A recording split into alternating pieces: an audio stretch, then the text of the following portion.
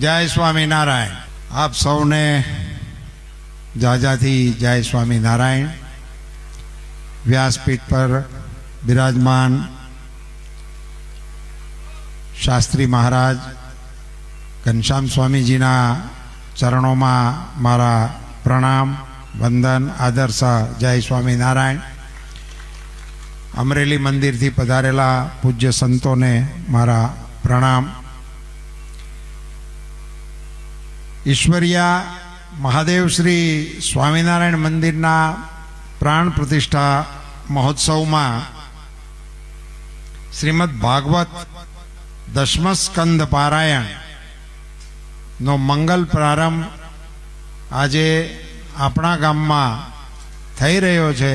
ए आपणा सौ माटे आनंद अने गौरवनो विषय छे। आपणा वडीलोना पुण्यना प्रतापे आपणने आ अवसर मळ्यो छे।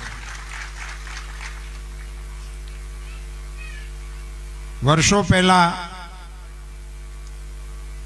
स्वामीनारायण मंदिरनी अहींया स्थापना थयेली। केशुप्रसाद स्वामी ए वखते अहींया मुकाम करेलू अने एमणे अथाक परिश्रम करीने ए वखतना टांचा साधनों ए वखतनी आपणी बधी अगवडताओ एनी वच्चे आ मंदिरने बनाववामां तेओ सफल थयेला। એટલે એ વખતે મંદિરના કામમાં જે જે લોકોએ યોગદાન આપ્યું હતું એ બધાને યાદ કરીને એ બધાને એક વખત વંદન કરીએ।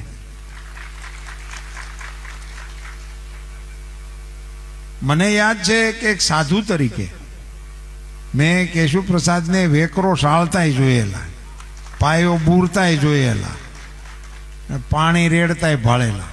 એટલે એ માત્ર ઉપદેશ નહોતા આપતા, मात्र कथा कीर्तन नहोता करता, हारोहार पाकी मेहनत पण करता था। अने ए वखतना जेटला धर्मप्रेमी लोको हता एणे बधाए पण ए वखते पैसा करता परिश्रम खूब आपेलो, मेहनत करीने ए मंदिरनो जीर्णोद्धार थयेलो। ने पछी तो एमां घणा कार्यक्रमों पण सरस थता था। घणी बधी रीते धर्मनी प्रभावना साधु संतोना मार्गदर्शन नीचे थती थी। घणा गुरुवर्योना अहींया पधरामणीओ थयेली अने घणा पुण्य कार्यों ए मंदिरना माध्यमथी थता था। मारे आप सौना स्मरणमां आ प्रसंगे नोंधवू जोईए अने कोठारी स्वामीना अने पूज्य संतोना ध्याने मूकवा माटे खाली जे उल्लेख करूं छुं के तमे आखीए पोथी यात्रामां आजे फेर्या पण मने नथी लागतुं क्यांय तमने माटीवाळो रोड आव्यो होय। आखी ए पोथी यात्रा आपणा सीमेंट रोड उपरथी हाली।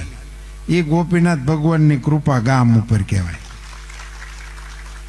काले अमे मंदिरने जोवा माटे अंदर गया था, केवुं बन्युं छे ने केम बन्युं छे। मंदिरे हूँ आव्यो तो हवारमां ते पछी आपणा मंदिरमां गयो तो मारा घरना हारे हता त्यारे एणे कीधुं के अहींया एक डीपलो हतो अने न्या अमे पाणी भरता हता। ई एक डीपला उपर आखुं गाम हतुं स्वामी। एवी व्यवस्था अहींया अमे बधाए जोयेली छे। ईश्वरिया महादेवनी असीम कृपा एने कारणे सुंदर मजानी व्यवस्थाओ थई। मंदिरनो पण जीर्णोद्धारनो मने एम लागे छे के आ तळ उपर परमात्मानी एवी कृपा थई। अमारे अहींया ईश्वरिया महादेवना मंदिरनी आगळ तो ईंगोरिया उगता था आगळना भागमां अने आम लहरनुं सड़वानुं हतुं। सोमाहामां कोक पड़े होते ए टाइपनुं हतुं। एने बदले दादाए पण मेहरबानी करी अने सुंदर मंदिर बन्युं। मैं कह्युं एम स्वामीनारायण भगवाननी कृपाने कारणे ए वखतना संतोए ने हरिभक्तोए मेहनत करी अने जे मंदिर बनाव्युं हतुं एनो फरीथी जीर्णोद्धार करवा माटेनो अवसर आव्यो अने खूब सुंदर मजानुं मंदिर निर्माण पाम्युं अने हवे एमां नवेसरथी प्राण प्रतिष्ठानो कार्यक्रम बन्यो। हूँ भगवान भोळानाथनो अने तमाम ग्राम देवताओनो અંતઃકરણપૂર્વક આભાર અને એમના ચરણોમાં વંદન કરીને કહું છું કે આપની કૃપાથી આવા મંગળ અવસરો અમને મળ્યા. આપણે બધા સાક્ષી બન્યા. આ તબક્કે આપણે યાદ કરવા જોઈએ કે કેટલાય આપણી સાથેના આપણા વડીલો, આપણા સાથીદારો આ બધી મંગળ યાત્રામાં આપણાથી છૂટી ગયા છે. જેમણે પણ આવા બધા કામોની અંદર ખૂબ યોગદાન આપ્યું હતું, ખૂબ મહેનત કરી હતી, એ લોકો આપણી વચ્ચે નથી. ત્યારે આ પુણ્ય પ્રસંગે આપણા તમામ વિદાય થયેલા આપણા વડીલોને પણ પુણ્ય સ્મરણ કરીને એને પણ અહીંથી જાજાથી જય સ્વામિનારાયણ કહીએ, એમને પણ યાદ રાખીએ. આ આખી યાત્રામાં સ્વામી અમારે અહીંયા એક સુખદ અનુભવ એ થાય છે કે ક્યારેય પણ આવો કોઈ પ્રસંગ આવે તો આખું ગામ પછી એને કોઈને કંઈ ખ્યાલ જ નથી રહેતો કે કોનો કાર્યક્રમ છે. પછી ઈશ્વરીયા મહાદેવનો કાર્યક્રમ હોય કે બહુચર માતાનો કાર્યક્રમ હોય કે સ્વામિનારાયણ ભગવાનનો કાર્યક્રમ હોય કે અમારે ગામને સીમાડે બેઠેલી ખોડિયારમાંનો કાર્યક્રમ હોય, પણ એ બધા જ કાર્યક્રમોમાં ગામ આખું રંગે સંગે જોડાઈ જાય અને આખું ગામ ભેગું થઈને કાર્યક્રમને ઉજવે છે. હું ભોળાનાથના ચરણોમાં અને શ્રીજી મહારાજના ચરણોમાં પ્રાર્થના કરું કે અમારા ગામનો આ જે ગામ ભાવ છે એ એમનેમ જીવતો રહેવા દે ને એવા આશીર્વાદ નવી પેઢીને આપે. અમે તો હવે કાંઠે પૂગ્યા આ ટોળી તો, પણ નવી પેઢી પણ આ જ ભાવ સાથે જીવે અને ગામ ભાવને જાળવી રાખે એવું એક ઉત્તમ કાર્ય આજે થઈ રહ્યું છે. જે લોકોએ આ નવા મંદિરના કાર્યક્રમની આગેવાની લીધી એને નાની મોટી અગવડતા તો પડી જ હોય. કોઈ પણ કામ કરો ને આગેવાનીનો શબ્દ જ એવો છે મોર થાવું. મોર થાવ એટલે હવા પેલી વેલી એને જ લાગે, વાહે ટોળામાં પછી હવા ન આવે, પણ મોર જે હાલે ને એને હવા લાગે. એટલે આગેવાન થયા હોય એને નાનું મોટું સાંભળવાનું આવે, સહન કરવાનું આવે, વેઠવાનું આવે. એ મોટા મનેથી ને વેઠવું, એમાં મોળું ન પડવું. એ ધીમે ધીમે બધું ભગવાન હારાવાના કરે અને આપણે સૌને કહીએ કે બધાને પરમ કૃપાળુ પરમાત્મા સન્મતિ આપે અને આવા સરસ રીતે સંસ્કારિતા સાથે આપણા આ કાર્યક્રમો ચાલુ રહે. ભગવાન સ્વામિનારાયણ માટે મને એમ લાગે છે રચના તો આપણા ગુરુકુળના અંદર ત્રિભુવન શાસ્ત્રી, જેમણે રાજકોટના ગુરુકુળની સ્થાપના કરવામાં મુખ્ય ભાગ ભજવેલો, ધર્મજીવન શાસ્ત્રીજીની સાથે એમણે લખ્યું છે ભક્ત નરસિંહ જ્યાં નાચ્યો નેહમાં સંપદા પામ્યો, જ્યાં સુદામો વીર ગાંધી દયાનંદ જ્યાં નિપજા, સતી ને સંતનો જ્યાં વિસામો, સ્વામિનારાયણે ધર્મ સ્થાપી ભક્તિ શીખવી નિષ્કામ કરણી, ભારતી ભૌમની વંદુતની આવડી, ધન્ય હો ધન્ય સૌરાષ્ટ્ર ધરણી. હવે એમણે સૌરાષ્ટ્રની જમીનને, સૌરાષ્ટ્રની ધરતીને વંદન કરવા માટે લખાયેલા છંદમાં આ ઉલ્લેખ કર્યો છે કે સ્વામિનારાયણે ધર્મ સ્થાપી ભક્તિ શીખવી નિષ્કામ કરણી. એ કાળખંડની અંદર આજે પણ મને કોઈ સ્વામિનારાયણ સંપ્રદાય માટે કહેવાનું કે અને મને બોલવાનો અવસર આવે તો હું બે વાત અચૂક ભારપૂર્વક બોલું કે એક, શ્રીજી મહારાજની કૃપાથી આ સમાજ નિર્વ્યસની થયો, અને થયો તો એવો થયો કે વાતમાં વ્યવહારમાં કેવી રીતે વપરાય છે આ શબ્દો સ્વામીજી. વ્યવહારમાં મહેમાન આવે એને આપણે પૂછીને ચા પીશો, ના હું ચા નથી પીતો. આપણે કંઈ કોફી કરી, ના હું કોફી નથી લેતો. જેટલું પૂછાય એટલું પૂછીને એટલે હંધાય એમ ના પાડે એટલે સમજ્યા વિનાનો ગરદણી એમ કે સ્વામિનારાયણ અહીંયા લાગો છો. બોલો, એટલે લાગે છે તમને ટીકા, પણ એ છે આબરૂ, એ શાખ છે કે સ્વામિનારાયણ સંપ્રદાય તમે આચરતા હશો તો તમે નિર્વ્યસની જ હશો, એની શાખ બની ગઈ છે. એવું જે ઉત્તમ કામ સંતો દ્વારા થયું છે એને આપણે સૌએ સાદર વંદન કરવા જોઈએ અને નવી પેઢીએ આ ધ્યાનમાં રાખવા જેવું છે. અને આપણે એવું વિચારીએ કે અત્યારનો સાંપ્રત સમાજ જે છે, આપણે સ્વામિનારાયણ માંથી બહાર નીકળી જઈને આખા સમાજનો વિચાર કરીએ તો અત્યારે મોટામાં મોટી પીડા જો નવી પેઢીમાં હોય ને તો એ વ્યસનની પીડા છે.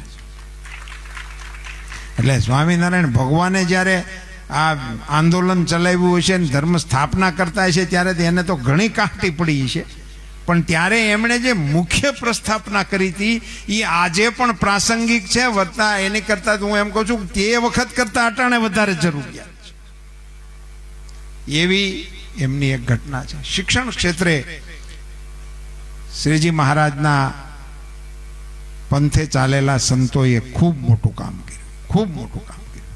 અને એનો ઉલ્લેખ મારે એટલા માટે કરવો જોઈએ કે શિક્ષણ છે એ ભવિષ્ય છે. શિક્ષણ સિવાયનો કોઈ બીજો આરોવારો જ નથી. વિકાસનો, પ્રગતિનો, ફેરફારનો, આગળ જવાનો બીજો કોઈ દરવાજો છે જ નહીં. શિક્ષણ સિવાય કશું જ ન થઈ શકે. એ ક્ષેત્રની અંદર આ સંપ્રદાયના સંતોએ ખૂબ મોટી સેવા કરીને આજે ગુરુકુળો એ રાજ્યમાં જ નહીં વિશ્વની અંદર એક પ્રતિષ્ઠા ઊભી કરે એ પ્રકારની સ્થાપના કરવામાં આ લોકો સફળ થયા છે. હવે એમણે શૈક્ષણિક સંકુલો જ ઊભા કર્યા છે, ઇમારતો જ ઊભી કરી છે, અભ્યાસક્રમો જ ચલાવે છે, એ તો છે જ, પણ એની સાથે સાથે ત્યાં સંસ્કારનું ખૂબ મોટું કામ થઈ રહ્યું છે. એ ખૂબ અગત્યનું છે. આજે પણ બે વિદ્યાર્થીઓનો તમે સાથે સાથે તુલનાત્મક જો અભ્યાસ કરો તો ગુરુકુળમાં ભણેલો છોકરો અને ગુરુકુળની બહાર ભણેલો છોકરો એના વર્તનમાં જમીન આસમાનનું અંતર હોય છે. આ ખૂબ અગત્યની વાત છે. એ એક મોટું કામ આજે સંતો દ્વારા થઈ રહ્યું છે. એવી તપશ્ચર્યા કરનાર, એ તપશ્ચર્યાનો પ્રારંભ કરનાર એ બધા જ સંતોના શ્રી ચરણોમાં હું નતમસ્તકે વંદન કરું છું અને આપણે એમને વંદીએ છીએ. એ વખતે ભગવાને, સ્વામિનારાયણ ભગવાને આપણને રસ્તો બતાવવા માટે શિક્ષાપત્રીનું આપણા માટે આયોજન કર્યું. સમાજને માટેનો ચીલો બતાવ્યો. મારો તો મત છે કે તમે આશ્રિત હો તો બહુ ખુશીની વાત છે, અને હોય આશ્રિત એણે પણ ક્યારેક ક્યારેક શિક્ષાપત્રીને વાંચવી જોઈએ. નહીતર પછી શું છે કે આપણે તો આશ્રિત છીએ એટલે અમારે કાંઈ પાડવાની જરૂર નહીં એમ કરીને મૂળ આપણા બધા જ ગ્રંથોનું આપણે અવમૂલ્યન આપણી મેળે જ કર્યું છે. આપણે એને વાંચતા જ નથી, આપણે એને જોતા જ નથી. શાસ્ત્રીજી મહારાજ આપણને દશમસ્કંદની યાત્રા કરાવશે, પણ આપણે એ દશમસ્કંદની યાત્રામાં સ્વયંમે પણ ચાલવું જોઈએ અને એને માટેનો પ્રયાસ કરવો જોઈએ. ખાસ કરીને નવી પેઢીએ, યુવાન દીકરા દીકરીઓ, ભાઈ બહેનોને મારી હાથ જોડીને વિનંતી છે કે તમને જેની ઉપર શ્રદ્ધા હોય એ શ્રદ્ધાના મૂળ પાત્રોના જે પુસ્તકો છે એની અંદર ઉતરો, એને વાંચો. યુગ આવી ગયો છે હસોડું વાંચવાનું બંધ કરીને બેઠા છે. મોબાઈલમાંથી મોઢું જ બહાર નથી કાઢતા. આખો દી રીલ જોયા રાખે છે. રીલ બનાવવાળાને કાંઈ ધંધો નથી. એ બેઠા બેઠા રમકડા મોકલ્યા રાખે ને આપણે એ રમકડા ખોલ્યા રાખી. બોલો, કાંઈ લેવા ને કાંઈ દેવા, કશું નાવા નીચવાનું, એમાં ને એમાં આખો દી. થોડીક વાર આપણને પ્રિય પાત્રો હોય એના શાસ્ત્રોની અંદર ડોકું કરો, વાંચો. શિક્ષાપત્રી એક એવો ગ્રંથ છે, આમાં જે મેં છંદ બોલ્યો તો એમાં જે લખ્યું હતું ને, ભક્તિ શીખવી નિષ્કામ કરણી, એનો વ્યવહારિક ઉપદેશ છે. રસ્તો જ છે કે આમ આમ આમ આમ જીવવાનું, આવી રીતે કરવાનું. એને વાંચો ને તો કાંતિલાલ આપણે ધંધા ધપ્પામાં બહુ કાયમ આવ્યું છે. બોલો, એ વખતે ભગવાન એવું લખીને ગયા છે કે વાંચ્યા વિના સહી ન કરવી. બોલો, એ સ્વાસ્થ્ય શિક્ષાપત્રીમાં લખ્યું છે. બોલો, મારી પાસે મહિને બે ત્રણ જણા તો આવે જ છે કે અમને આમ કહીને સહી કરાવી ગયેલા, આપણે ભરોસે સહી કરી દીધેલી, હવે એને એને ખાતે ચડાવી દીધી કે જમીન. આવા કેસ આવે છે. હવે જો એને શિક્ષાપત્રી વાંચી હોત તો આમાં ન આવે. વાંચીને એને તો માની હોય તો થાય જ ને. એટલે આનો આધ્યાત્મિક લાભ જે થવાનો હોય એ તો ઠાકોરજી કરે હિસાબ કિતાબ, એ તો ઉપરવાળો જાણે. એની અંદર તો આપણો હાથ કે મગજ પોગતા નથી. પણ સામાન્ય વ્યવહારિક જીવનમાં કેમ ઉઠવું, કેમ ચાલવું, કેમ રહેવું, કેમ કુટુંબ સાથે રહેવું, કેમ સમાજ સાથે રહેવું, એના ઉત્તમ રસ્તાઓ અને ઉત્તમ શિખામણ એ આપણને શિક્ષાપત્રીના માધ્યમથી ભગવાન આપીને ગયા છે. એટલે ક્યારેક ક્યારેક એનો અભ્યાસ કરવો જોઈએ, એની ઉપર બોલવું જોઈએ, એની ઉપર લખવું જોઈએ, એની ઉપર વિચારવું જોઈએ અને એની ઉપર અમલ કરવા માટેનો પ્રયાસ કરવો જોઈએ. આ બધાના મૂળમાં જ્યારે આ એક મંગલ પ્રસંગ આપણે આંગણે આવ્યો, આપણને આપણે બધા એવા ભાગ્યશાળી કહેવાય પોતાની મેળે. એમ કહું છું કે આપણને આવા સત્સંગનો લાભ મળવાનો છે, આપણને ભાગવત સાંભળવાનો લાભ મળવાનો છે, ભાગવતની અંદર પ્રવેશવાનો આપણને લાભ મળવાનો. નિમિત્ત મંદિરની પ્રાણ પ્રતિષ્ઠા છે, પણ સાથે સાથે આમાં કેટલીક વસ્તુ કેવી હોય છે કે કોઈ સારા કામના સાક્ષી આપણે બનીએ ને બીજા ફાયદા બહુ થાય, એવો આ અનાયાસે ફાયદો છે. અને બહેનોને તો બહુ મોટી સગવડ આ આયોજકોએ કરી દીધી છે, કારણ કે રહોડામાં તો અગવડતા જેવું કાંઈ છે જ નહીં ને, એટલે ઘેરે જ કરવાનું નથી ને, એટલે ઘેરે જવાની ઉપાધિ જ નથી. જો બોલો, કથામાં જ ધ્યાન રાખો, એની વ્યવસ્થા છે. નહીંતર શું થાય કે અહીંયા બરોબર શાસ્ત્રીજી બરોબર કથાનો પ્રસંગ ઉપાડે, ત્યાં એને સાંભળે મારે હવે એનું શાક કરવાનું ટાણું થઈ ગયું છે, ટિફિન કરવાનું ટાણું થઈ ગયું છે.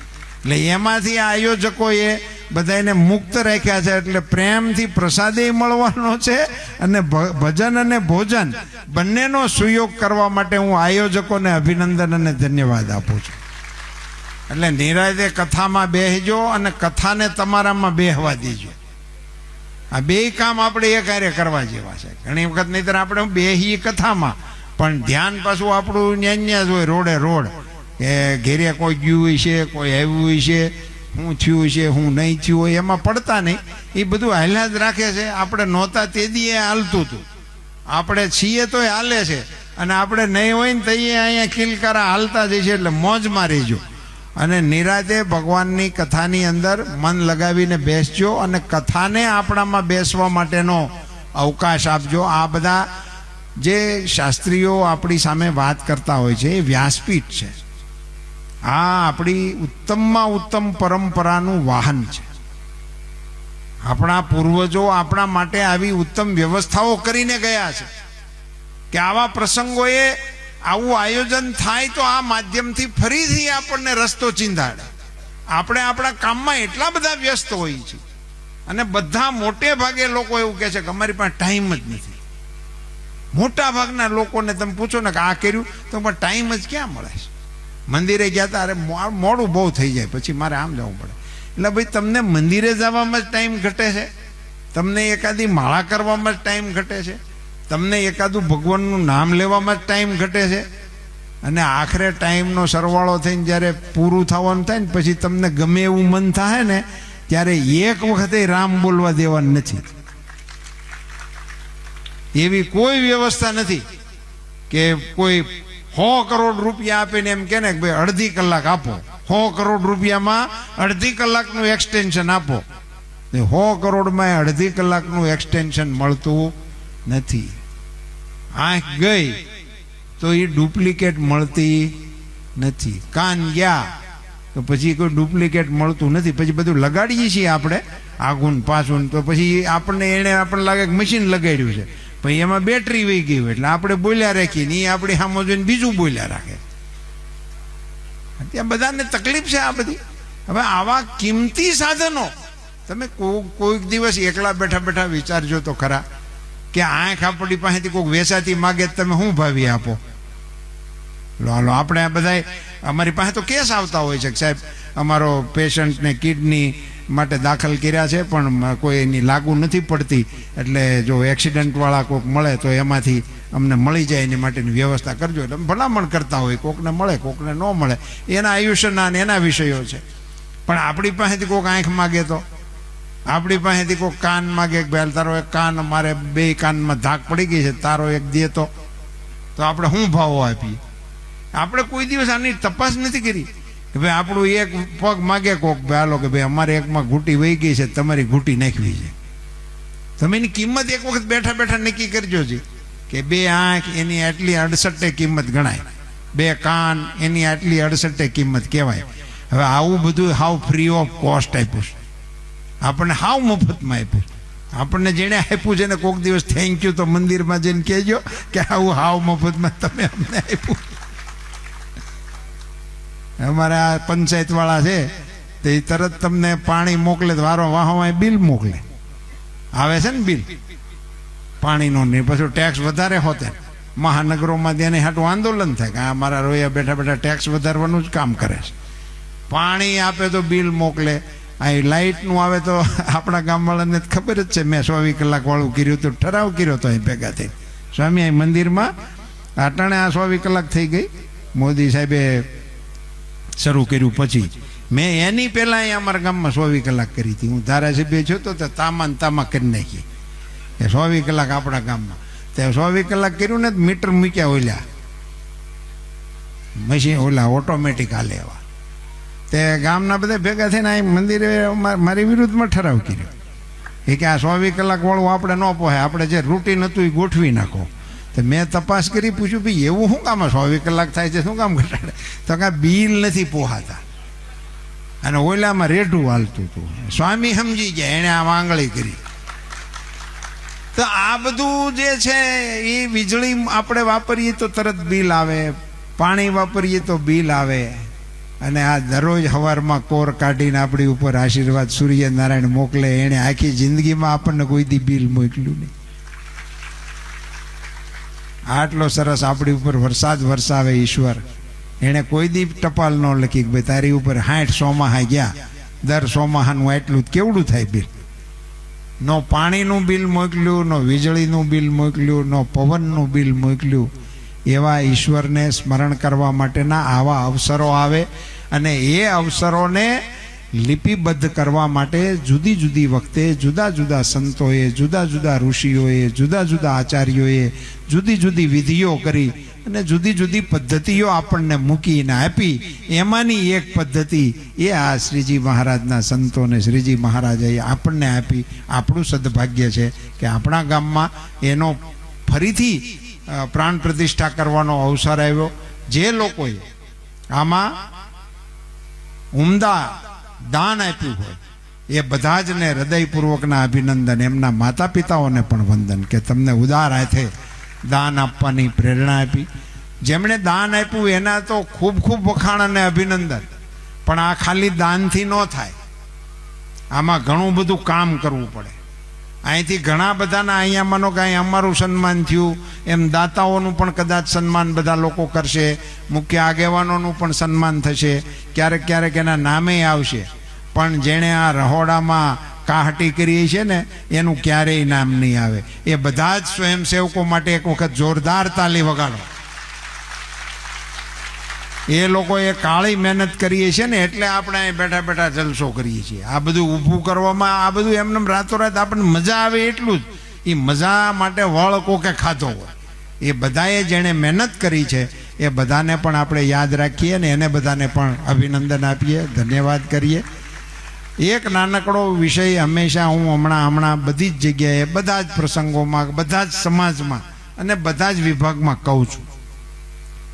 આજે મંદિરમાં જેટલો તમારો બજેટ હશે એટલું કદાચ થઈ ગયું હશે, અને નહીં થઈ ગયું હોય તો ઈશ્વરની કૃપાથી થઈ જશે અને વધી પડશે એવી મારી પાકી શ્રદ્ધા છે.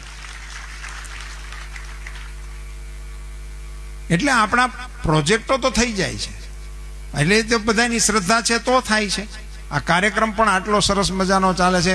સવારના આખા ગામના લોકો આપણે પરિવાર સહિત યાત્રાની આગળ આનંદ મંગળ કરતા હાલતા આવતા હતા. તો બધાનો પ્રેમ છે, બધાને સદભાવ છે. તો મંદિરની અંદર કરોડો રૂપિયાનું દાન આપનારા મળશે, લાખો રૂપિયાનું દાન આપનારા મળશે. એટલે એની કોઈ ચિંતા કરવાની જરૂર નથી. દેવાવાળો નથી દુબળો, ભોળોનાથ નથી રે ભિખારી, એ તો આપવાનો જ છે. એટલે એની કોઈ ચિંતા કરવાની જરૂર નથી. પણ મંદિર સાથે તમે સંકળાયેલા છો, આ એક સંસ્થા છે. તો એ સંસ્થાનું કાયમી સ્વરૂપ બનાવવા માટેની વિચારણા થવી જોઈએ. એને માટેના કાયમી ફંડની વ્યવસ્થા થવી જોઈએ. આ શ્રીજી મહારાજ છે ને, મને એમ લાગે છે કે સૌથી વધારે વ્યવહારિક આ બાબતમાં જતા. એમણે ફંડની બાબતમાં બહુ નિયમો ને કડક ને એવું બધું કરેલું છે. ક્યારેક સંતોની પાસે બેહીને નિરાતે જે લોકો વહીવટમાં હોય ને એણે આ વાત પૂછીને સમજવી જોઈએ કે આ કેવી રીતે બધું થતું હતું, કેમ થયું છે. તો મારો એક હમણાં એવો મત બને છે કે આ બધા તો આપવાના હોય છે, પણ નિયમિત રીતે સંસ્થા સાથે જોડાયેલા છે એ કેમ ખબર પડે? તો ભાઈ જે મંદિરે રોજ આવતા હોય ખબર પડે કે આ બધા નિયમિત વાળા છે. તો કોક પાછા પડવાંદી આવતા હોય તો એ નિયમિત જ ગણાય. દર પડવાંદી આવે એ નિયમિત કહેવાય.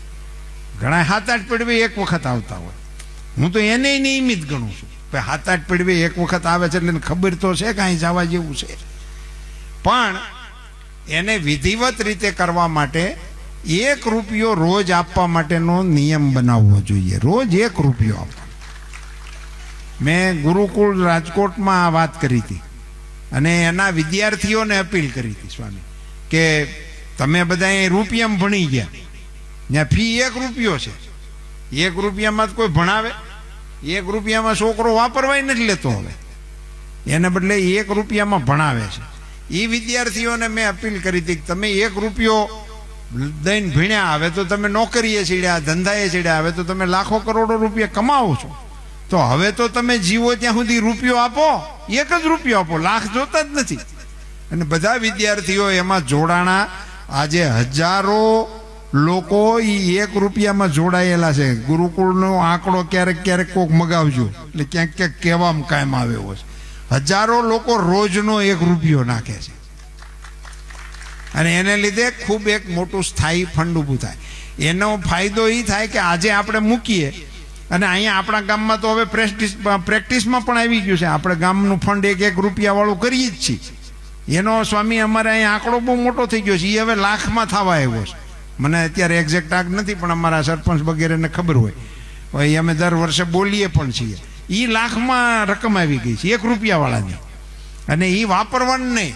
એટલે આ મંદિરમાં જે 1 રૂપિયાનું ફંડ આવે એ ફંડ વાપરવાનું નથી. માનો કે એમાં 10,000 થયા, કોકને હૈર ન આવી જોઈએ 10,000 થયા છે તો અહીં સૂનો કરાવી નાખો, કે અહીંયા ફટાકડા ફોડી નાખો, કે અહીંયા જમણવાર કરી નાખો, કાંઈ કથા કરી નાખો. એની હટવા નથી, એનું કાંઈ કરવાનું નથી. એ ફંડ એમ મોટું જ થયા રાખે. એ ફંડને ફળ આવે એ ફળ વાપરશું. એ ફંડ વાપરવાનું હું કહું છું એ સમજાય છે? આ વાત વ્યવહારિક લાગે છે? રૂપિયામાં જોડાહો, હાથ ઊંચો કરો જોઈએ. હા, એટલે એમાં જેણે આમથો હાથ કર્યો હોય એ પૂછી લેજો પછી બપોર. મારી યુવાન કાર્યકર્તાઓને વિનંતી કે આનું કોઈ એકાદું એપ જેવું બનાવી નાખજો. ના આપણને ખ્યાલ આવતો હોય તો રાજકોટ સ્વામિનારાયણ ગુરુકુળ પાસે જઈ આવજો. એ લોકોએ આ બનાવી દીધું છે, એટલે ફોનમાંથી જ રૂપિયો બટન દબાવે તો આવી જાય છે.